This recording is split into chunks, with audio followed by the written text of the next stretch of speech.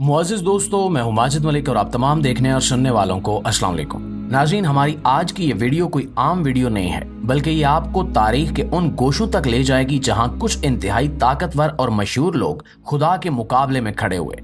वो लोग जो अपने इल्म, अपनी दौलत या अपनी ताकत के नशे में इस हद तक बहक गए कि ये भूल गए कि इस कायनात में एक ऐसी अजीम हस्ती मौजूद है जो सब कुछ देखती और जानती है। कुछ ने खुदा के वजूद का इनकार किया, कुछ ने अपने गरूर में इसका मजाक उड़ाया, कुछ ने तो यहां तक कह दिया कि वो खुदा को भी शिकस्त दे सकते हैं। लेकिन फिर क्या हुआ और कैसे इन्हें इबरत का निशान बना दिया गया, ये सब हम जानेंगे आज की इस वीडियो में। दोस्तों, हमारी आज की वीडियो में पहले नंबर पर ब्राजील का साबिक वज़ीर-ए-आज़म टैंक्रीडो नेवेस है, जो न सिर्फ अपने मुल्क का एक बड़ा लीडर था बल्कि अपने गरूर और तकब्बुर में इस हद तक बढ़ गया कि खुदा के वजूद का इनकार करने लगा। नेवेस का मानना था कि वो अपनी किस्मत का खुद मालिक है और दुनिया की कोई ताकत, हत्ता कि खुदा भी उसके रास्ते में रुकावट नहीं बन सकता। उसने ये बात तब की जब नेवेस ब्राजील के इंतखाबात में हिस्सा ले रहा था। इसने ना सिर्फ अपनी जीत का दावा किया बल्कि एक बड़े जलसे में इंतहाई गुस्ताखाना अंदाज में कहा कि खुदा भी इसे वज़ीर-ए-आज़म बनने से नहीं रोक सकता। ये अल्फाज इसके गरूर का वाज़े इजहार थे। इसने अपने अरूज को इस हद तक यकीनी समझ लिया कि वो ये भूल गया कि कुदरत का निजाम किसी के गरूर को बर्दाश्त नहीं करता।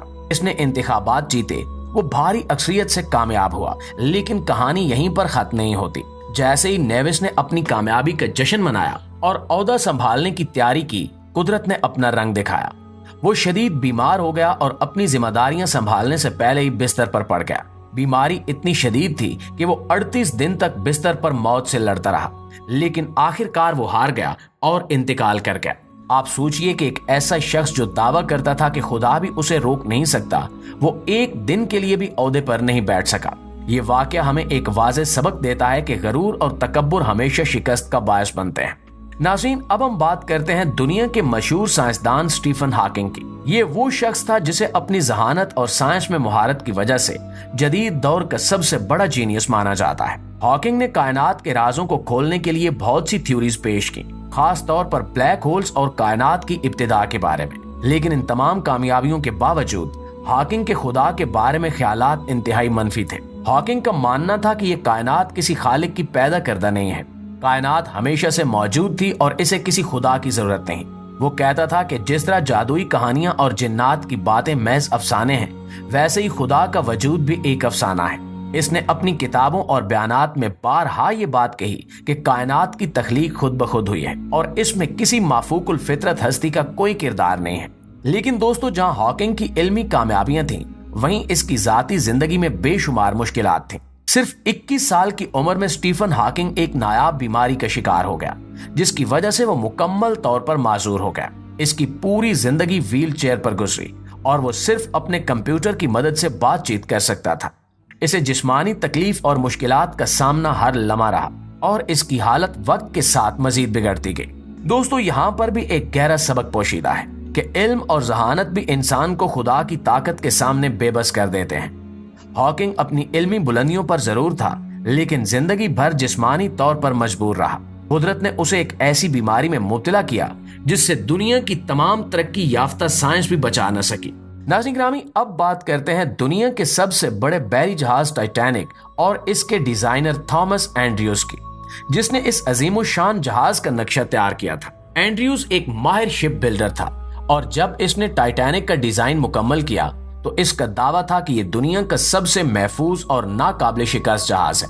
इसे इस पर इतना यकीन था कि इसने यहां तक कह दिया कि यह जहाज इतना मजबूत है कि खुदा भी इसे डबो नहीं सकता। ये अल्फाज एंड्रयूज के गरूर और दुनियावी ताकत पर भरोसे को जाहिर करते हैं। टाइटैनिक को उस वक्त की जदीद तरीन टेक्नोलॉजी और बेहतरीन वसाइल से तैयार किया गया था और दुनिया भर में इसके पहले सफर को बड़ी धूमधाम से मनाया जा रहा था। हर कोई इसे एक शाहकार मानता था और एंड्रयूज खुद भी इस पर बेहद फख्र करता था। लेकिन फिर वो हुआ जो किसी ने सोचा भी नहीं था। टाइटैनिक अपने पहले ही सफर में एक बर्फानी तोदे से टकराकर समंदर में गर्क हो गया। उस हादसे में तकरीबन 1500 लोग अपनी जान से हाथ धो बैठे, जिनमें बड़े बड़े बिजनेसमैन, सियासतदान और मशहूर शख्सियात शामिल थी। उस तबाही के साथ ही थॉमस एंड्रयूज का गरूर भी समंदर में डूब गया। वो शख्स जो दावा करता था कि इसका बनाया हुआ जहाज नाकाबिल शिकस्त है, खुद उसी जहाज के साथ डूबकर अपनी जान से हाथ धो बैठा। ये वाकया भी हमें एक अहम सबक देता है। दुनियावी ताकत और वसाइल का गरूर इंसान को बर्बाद कर सकता है। एंड्रयूज का खुद पर और अपने बनाए हुए जहाज पर बेहद भरोसा था, लेकिन वो भी ये भूल गया कि दुनिया में कोई चीज खुदा की मर्जी के खिलाफ नहीं हो सकती। टाइटैनिक की तबाही इस बात की एक जिंदा मिसाल है कि दुनियावी ताकत का घमंड कभी भी इंसान को कामयाब नहीं होने देता। दोस्तों, अब हम बात करेंगे मशहूर पॉप सिंगर जस्टिन बीबर की, जो अपने गानों और कंसर्ट्स की वजह से दुनिया भर में बेहद मकबूल है। जस्टिन बीबर का नाम सुनकर शायद आपको हैरानी हो, क्योंकि इसे दुनिया का एक कामयाब और बासलाहियत सिंगर माना जाता है। लेकिन इसकी जिंदगी में एक ऐसा मोड़ आया जब इसके गरूर और तौहीन आमेज हरकतों का अंजाम बहुत इबरतनाक हुआ। एक दिन जस्टिन बीबर ने एक बड़े म्यूजिक फेस्टिवल में एक अजीब हरकत की। वो स्टेज पर आया और हिजाब पहनकर ना सिर्फ परफॉर्म किया, बल्कि डांस करते हुए हिजाब का मजाक उड़ाने लगा। ये अमल बेहद तौहीन आमेज था, क्योंकि हिजाब एक मजहबी अलामत है जो कई मजाहिब में खास इज्जत और एहतराम का निशान समझा जाता है। बीबर ने तवज्जो हासिल करने के लिए एक ऐसा अमल किया जिससे उसने मजहबी जज्बात को ठेस पहुंचाई, और ये सब सिर्फ दुनिया की वाह वाह के लिए किया गया। लेकिन कुदरत का कानून हमेशा हरकत में होता है। इस वाक़े के कुछ ही दिनों बाद जस्टिन बीबर की जिंदगी में एक हैरानकुन और अफसोसनाक मोड़ आया। एक सुबह वो बेदार हुआ तो उसे महसूस हुआ कि उसके चेहरे का आधा हिस्सा फालिज का शिकार हो चुका है। वो अपनी आंख तक नहीं झपका सकता था। वो ना तो सही बोल सकता था और उसकी मुस्कुराहट भी गायब हो चुकी थी। डॉक्टर्स के मुताबिक ये एक इंतहाई नायाब बीमारी थी जो अक्सर जवानी में नहीं होती, लेकिन जस्टिन बीबर इस बीमारी का शिकार हो गया। दोस्तों, ये वाकया भी हमें एक अहम सबक देता है कि मजहबी अक़दार का एहतराम बेहद जरूरी है, चाहे आप कितने ही मशहूर या ताकतवर क्यों ना हो। किसी मजहब का मजाक उड़ाना या उसकी तौहीन करना कभी भी कामयाबी का जरिया नहीं बन सकता। कुदरत हर अमल का जवाब जरूर देती है, और जस्टिन बीबर की यह हालत हमें समझाती है कि मजहब और ईमान के साथ मजाक करने का अंजाम हमेशा खतरनाक हो सकता है।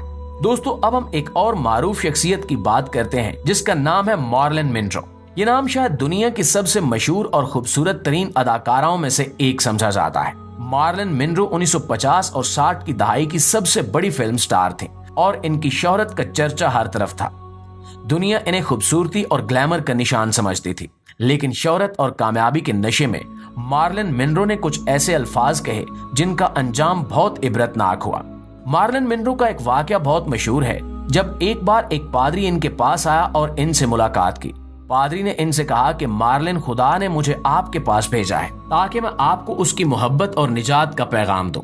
लेकिन मार्लिन ने मुस्कुराकर इंतहाई गुरूर से जवाब दिया कि मुझे आपके खुदा की जरूरत नहीं है। ये अल्फाज मार्लिन के अंदर मौजूद उस गरूर और खुद एतमादी का इजहार थे जिसमें वो अपने हुस्न और शोहरत के नशे में मुब्तला थी।